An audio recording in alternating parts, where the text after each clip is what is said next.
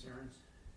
Well, I'm Palestinian to begin with. I was born in Bethlehem on the West Bank, and my family originally came from Jerusalem, from a neighborhood in Jerusalem. And when they were driven out of Palestine in 1948, they went to one of the closest towns to Jerusalem was Bethlehem and Beit Jala, that area, and they became refugees in that town, and that's where I was born. I was the only one out of 6 boys and 1 girl born to my family, who was born in Bethlehem, that is outside our town after 1948. I went to school in the Bethlehem area until 1967, and another exodus kind of followed. So I still remember that I was still a young man. I just finished 10th grade in the Bethlehem secondary school, and the Israelis made me sign for my family because I was the only one who could write and read. Both my parents actually were uneducated, so they gave me a form to sign when we crossed into the East Bank, which said basically that we renounce any right for property we leave back in the West Bank. Of course, we didn't leave any property back in the West Bank because our house was rented, and that all our property had been taken by the Israelis. This was The establishment. 1948? 1948. So 1967, when we left the West Bank, we did not own any property. Our own, the only identification or attachment we had to the land was being Palestinians. I mean, it was our land, our country, our national identity.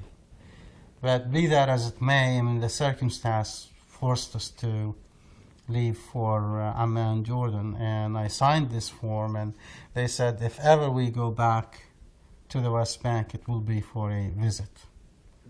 So we became basically aliens to the land. Yeah. I mean, not only were we stripped of being able to live there because of these special circumstances, but they stipulated that if we ever go back, we have no right to claim the place as ours, although we were born there and we could trace our family back generations, hundreds of years. And I finished high school in Amman, Jordan, and then did 4 years of college and taught a couple of years, came to the States on a Rotary International Fellowship and did a master's degree in English literature, and went back to Jordan briefly and came back again for graduate school and did another master's in linguistics and a PhD in linguistics. I got my PhD in 1985 at Georgetown University in Washington, D.C., and I had been offered a job at Stanford to come and teach the year before. So I agonized over the decision because I really wanted to go back if I could and spend some time with my mother, who was still alive at the time. My father had passed away while I was in the States, and that seemed to affect me in a very kind of deep way. So I didn't want the same thing to happen to my mother while I was out here. But it just happened that the decision was that it would be better for my career and my future to come to Stanford, which I did in 1985, and here I am. I've been here since then. As far as what motivates me to be active, the way I usually think about it is what's the alternative? I mean, for me, it really is I have no option.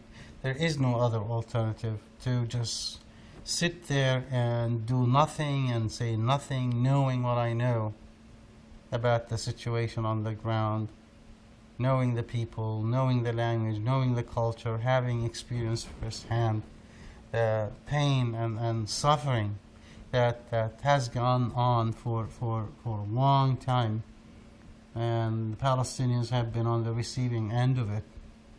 Most of this period. To me, it's no option not to go out and tell people about what's happening. I don't think at any point in my career, whether as a student or as a college instructor, I ever considered not going out and telling the story the way I've experienced it, the way I've witnessed it, the way I've seen it happen. I've never been one to essentially freeze my conscience until more convenient times when my career is established, or when I make enough money, or when I accumulate enough property in life and establish myself. Those factors have never come into the balance as far as I'm concerned. I've always felt that my conscience is not there for sale. It's not there to be mortgaged. It's not there to be kind of leased and rented until better times, until more convenient times from a professional standpoint, because my links to my family and my culture, my people and the land have always been very strong. So I go back, try to go back regularly, and what I see over there just makes me feel absolutely small in terms of what I'm doing, what I'm contributing toward educating others about the subject. I mean, the reality of the situation on the ground, the suffering on a daily basis that you see, and yet the enormous generosity that the people show toward you when you go over there. These are, motivational forces that simply cannot be matched. And that if ever I needed motivation. So whenever I think of that simply, makes me more determined than ever to continue to, speak out and let people know what I think. They may not disagree. They may not agree with me. On everything they hear, but I think it's my obligation as a human being, before being a Palestinian, being an Arab, being an immigrant. As a human being, I feel I do owe something to the society that I live in. Just like I contribute to society on a daily basis, I go to work and try to do my job the best I can. I also do not resign my position in humanity. I feel like I do have a role to play as a human being. And I think if I saw the suffering that is taking place in Palestine take place somewhere else, I believe my position would still be the same. My role would not be any different. If anything, the suffering of the Palestinian people has simply sensitized me to the pain that other people, especially in third world nations and cultures, maybe experiences here and there on a regular basis. So it's been to me I think the silver lining is I look at this as a blessing in disguise in a way, in the sense that it really had made me more human. It humanized me in a way that being rich or being comfortable in my life otherwise would not have been able to do for me. Yeah. Now, are you a Muslim or a Christian? Funny you should ask that, because I've never been asked this question until I came to the States. I was born, as I outlined earlier, in the city of Bethlehem, where a famous individual once was born. And I went on to Amman, as I said, and I taught there 2 years in a Jesuit school called De La Salle, or the Frere.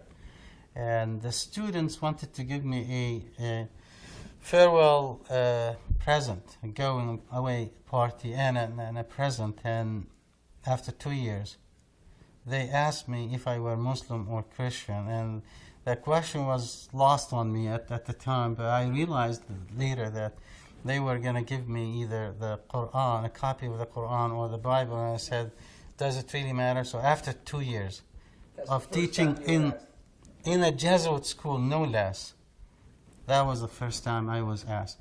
But the minute I arrived in the States, the whole equation changed. It's amazing.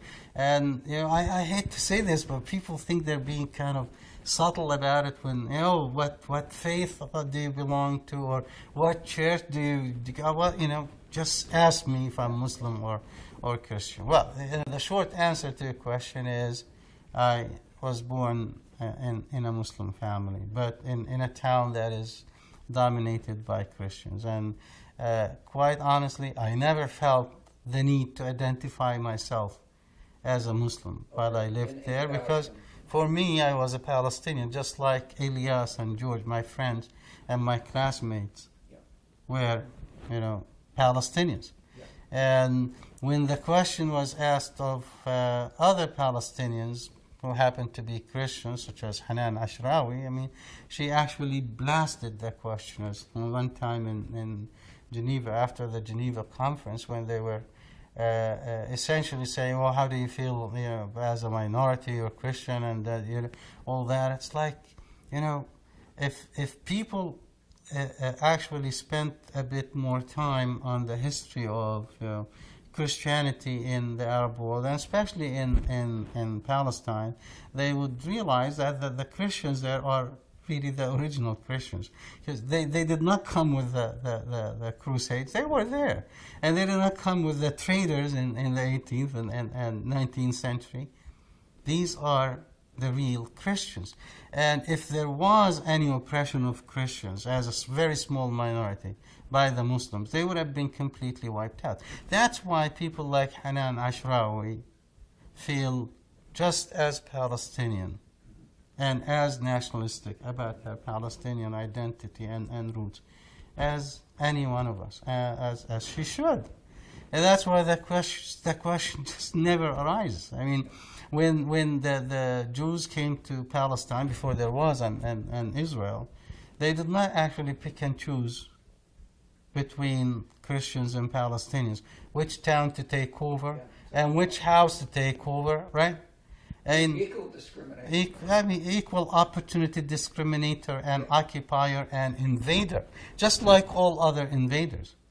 So Christians in Bethlehem or Beit Jala or Beit Sahur or Ramallah, all over the place, feel just as oppressed by the Israeli occupation and by the support that we give to the occupation in this country as any other Palestinian. Longer than any occupation in modern history, since 1967, 37 years. And you have hundreds of UN General Assembly resolutions sitting on the shelf, waiting to be implemented, and not to mention more than 70, Security Council resolutions waiting to be implemented. And then Americans wonder why the Muslim world is skeptical toward us. Why Arabs hate us? Well, the Arabs don't hate you.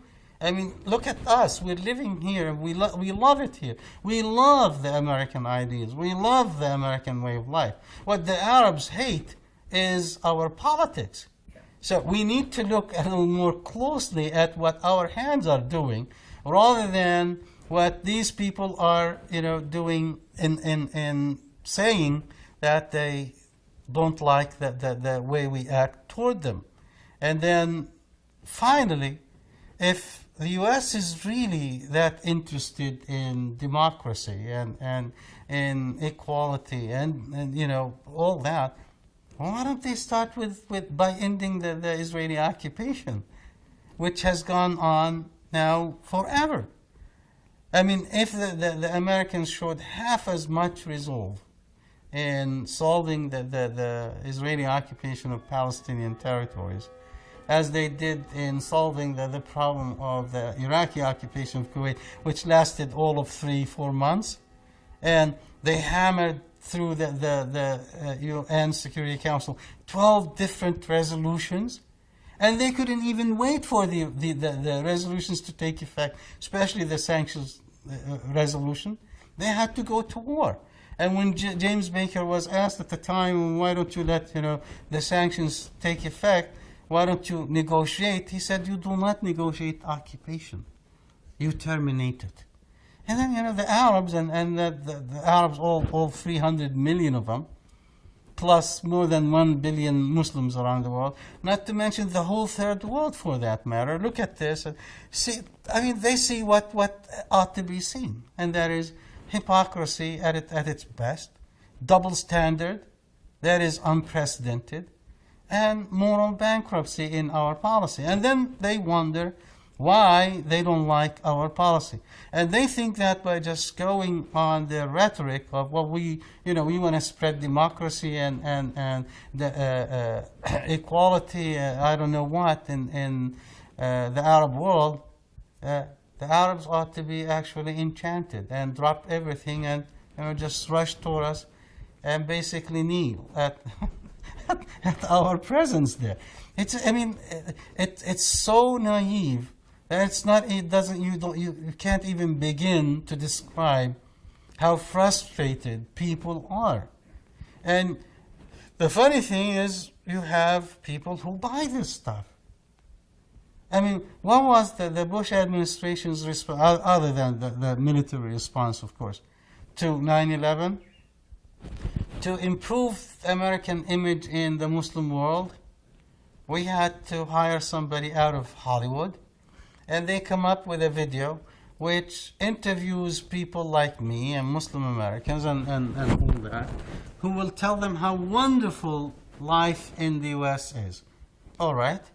Well, if this video was made to attract immigrants to the U.S., I'd say, more power to you. That's fine. It's very appropriate. But you're trying to improve your image in the Arab and Muslim world, and you're not addressing the main issues. The main issues are our policies toward these people over there on the ground. They have nothing to do with how you treat me as a Muslim American, Arab American, African American for that matter. They have everything to do with how we're dealing with these people, how we are actually supporting despotic regimes against the will of the people. And we've done that for decades. And all the cries of the people there to no avail. They're more concerned about the Israeli occupation of Jerusalem than they ever were about the Iraqi occupation of Kuwait, or for that matter, the Soviet occupation of Kabul, when they said, wait a minute, is Kabul holier and more sacred to Muslims than Jerusalem? Jerusalem has been occupied. So why can't the U.S. send their troops and liberate Jerusalem for us if they really like us that much? So it's these issues that are absolutely confounded in the minds of the people here, that you can't get anything beyond the typical stereotype of good and bad, and pro-Western and anti-Western, and good and evil. I mean, it's mind-boggling, the level of ignorance that is being spread, throughout the mainstream media on a daily basis. And I do blame the media, because the role of the media is to keep a watch on what the government does. Government ought not to be trusted, although our government is of and from and for the people. No government ought to be trusted, and the founding fathers are the first to tell you that. That's why they put in the checks and balances.